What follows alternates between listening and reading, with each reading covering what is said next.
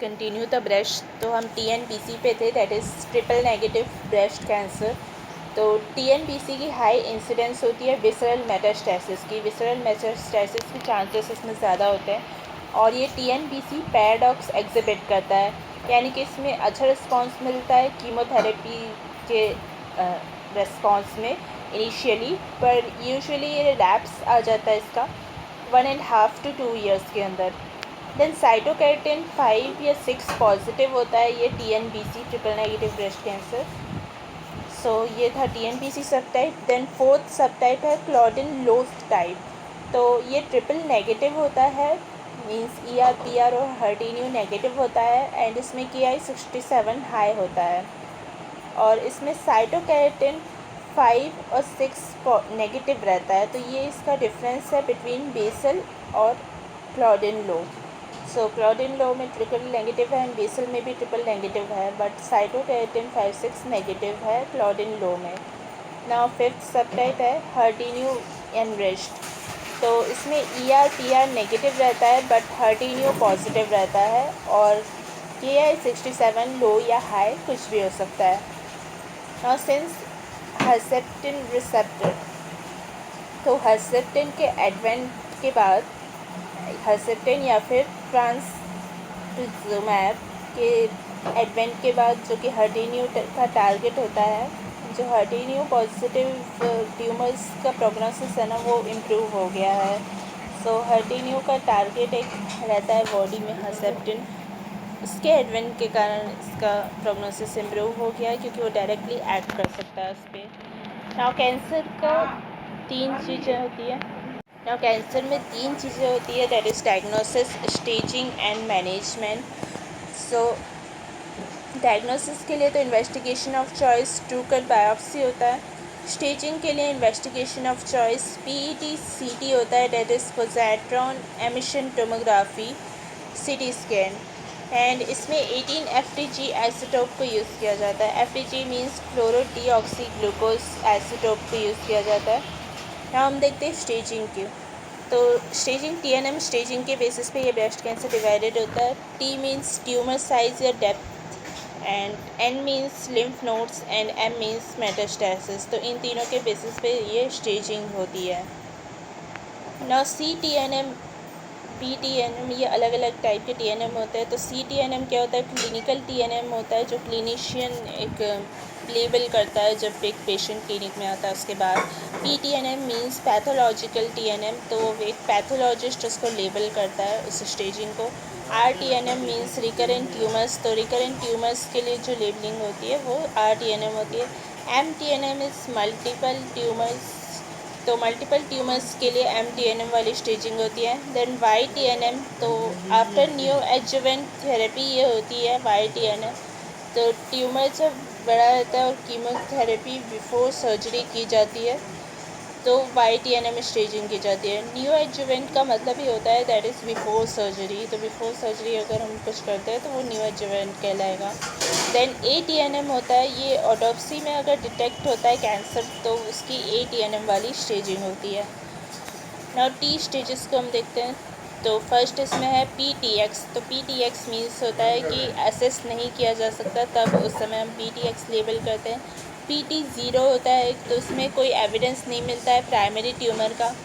Then TIS होता है, that is in situ cancer होता है इसमें। तो इन सीटू कैंसर में DCIS आता है, तो that is ductal carcinoma in situ, और दूसरा आता है पेजेट्स डिसीज़। और एक और नोटेबल पॉइंट यहाँ पे ये है कि LCIS that is lobular carcinoma in situ अब इन सीटू कंसिडर नहीं किया जाता है, अब इसे बिनाइन कंडीशन कंसिडर किया जाता है according to 8th AJCC classification. तो लेटेस्ट क्लासिफिकेशन के अकॉर्डिंग ये बिनाइन कंडीशन होती है। अब PT1NI-MI ये क्या होता है, ये वाला ट्यूमर अगर हम किसी को कह रहे हैं तो दैट इज़ लेस देन और इक्वल टू 1 mm होता है। तो T1 MiG is less than और इक्वल टू 1 mm अगर ट्यूमर है तो D1 मिग कहलाएगा। एंड PT1A में ट्यूमर ग्रेटर देन 1 mm होता है बट लेस देन और इक्वल टू 5 mm होता है। देन PT1B तो PD1B में ट्यूमर ग्रेटर देन 5 मिलीमीटर होता है बट लेस देन और इक्वल टू 10 मिलीमीटर होता है। देन PD1C होता है तो इसमें ट्यूमर ग्रेटर देन 10 मिलीमीटर होता है बट लेस देन और इक्वल टू 20 मिलीमीटर होता है। देन PT2 होता है एंड PT3 होता है। तो PT2 में ट्यूमर ग्रेटर देन 20 मिलीमीटर होता है बट लेस देन और इक्वल टू 50 मिलीमीटर होता है, डेट इज़ लेस देन और इक्वल टू 5 सेंटीमीटर होता है।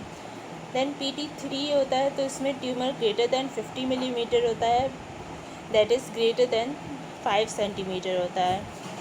नाउ T4 भी एक स्टेजिंग होती है, तो T4 को 4 पार्ट्स में डिवाइड किया गया है, that is T4A, T4B, T4C and T4D।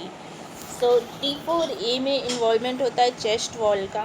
तो चेस्ट वॉल का इन्वॉल्वमेंट मतलब कि अगर सेरेटस एंटीरियर इन्वॉल्व है तो भी चेस्ट वॉल का इन्वॉल्वमेंट कहलाएगा। रिब्स इन्वॉल्व है तो भी हम बोलेंगे। इंटरकोस्टल मसल अगर इन्वॉल्व है तो भी चेस्ट वॉल इन्वॉल्व है। बट पेक्टोरलिस मसल को हम नहीं कंसिडर करते कि वो चेस्ट वॉल का इन्वॉल्वमेंट है। नाउ T4B में क्या स्किन का इन्वॉल्वमेंट रहता है, तो PDO अगर है, अल्सरेशन है या सैटेलाइट नोड्यूल्स है तो स्किन का इन्वॉल्वमेंट माना जाता है, लेकिन डिम्पलिंग और रिट्रैक्शन को हम स्किन इन्वॉल्वमेंट कंसिडर नहीं करते हैं। दैन T4C एक स्टेजिंग होती है तो उसमें A+B आता है, दैट इज़ चेस्ट वॉल और स्किन इन्वॉल्वमेंट दोनों अगर रहेगा तो T4C बोलेंगे। देन T4D होता है तो T4D इन्फ्लेमेटरी ब्रेस्ट कैंसर होता है, इसका वर्स्ट प्रोग्नोसिस होता है और इसमें प्यूडी ऑरेंज अपीयरेंस दिखता है। नाउ नोडल स्टेजिंग में 4 चीज़ें आएंगी, N0, NX, N1 and N2, sorry N3 भी है, सो 5 है इसमें स्टेजिंग्स। सो N0 में नो लिम्फ नोड्स आएंगे, NX में असिस्ट नहीं किए जा सकते लिम्फ नोड, N1 में mobile axillary lymph node present रहते हैं। देन N2 दो सब टाइप्स में डिवाइडेड है, that is A and B। तो A में फिक्स्ड या matted axillary lymph nodes present रहते हैं, जबकि B में internal memory lymph nodes present रहते हैं and axillary lymph nodes absent रहते हैं, तो एक्सिलरी लिम्फ नोड्स नहीं प्रेजेंट रहेंगे। नाउ N3 को 3 सब टाइप्स में अगेन डिवाइडेड किया गया है, तो A, B and C। A में infra clavicular lymph nodes present रहते हैं, B में इंटरनल मेमोरी और एक्सिलरी लिम्फ नोड्स रहते हैं, जबकि C में सुप्रा क्लैविकुलर लिम्फ नोड्स रहते हैं। तो ये इप्सिलैटरल लिम्फ नोड्स के बारे में हम सब बात कर रहे थे स्टेजिंग में।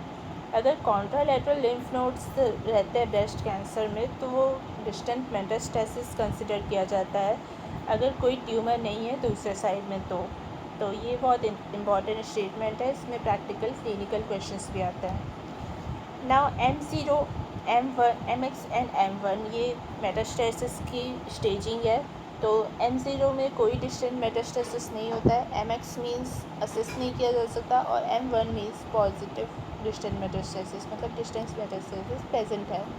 मोस्ट कॉमन साइट जो डिस्टेंट मेटास्टेसिस की होती है ब्रेस्ट कैंसर के लिए वो बोन्स होती है। कौन सी बोन्स इन्वॉल्व रहती है डिस्टेंट मेटास्टेसिस में? वर्टिब्रल कॉलम इन्वॉल्व रहता है।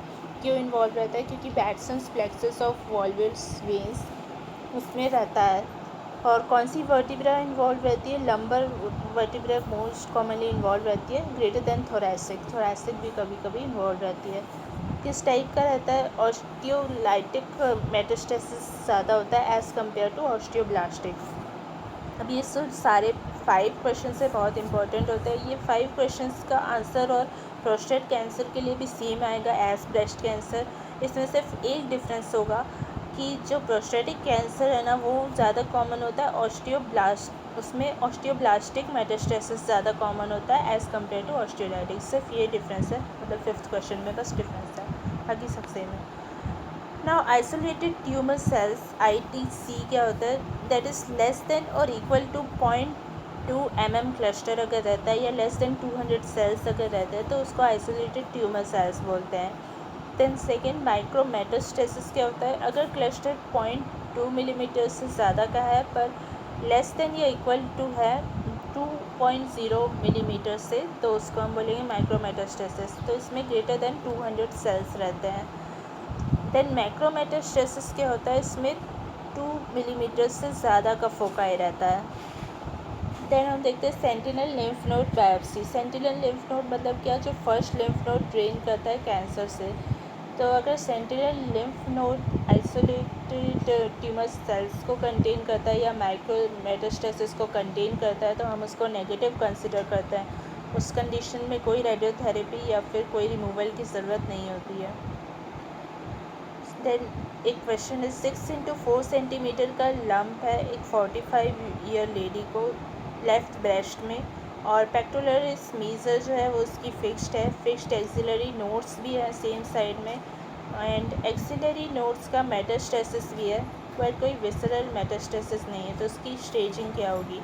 तो स्टेजिंग होगी T3N2A-M1। तो T3 क्यों होगा? क्योंकि इसका साइज़ जो है वो 5 सेंटीमीटर से ज़्यादा है, तो T3 में आ जाएगा ये। एंड मेटास्टेसिस इसमें प्रेजेंट है क्योंकि एक्सिलरी नोड्स प्रेजेंट है अदर साइड पे, तो M1 आ जाएगा। एंड N2A आएगा क्योंकि सेम साइड में एक्सिलरी नोड्स फिक्स्ड है, तो ये फिक्स वाले केस का आएगा। सो ये था ब्रेस्ट का next part. Thanks for watching.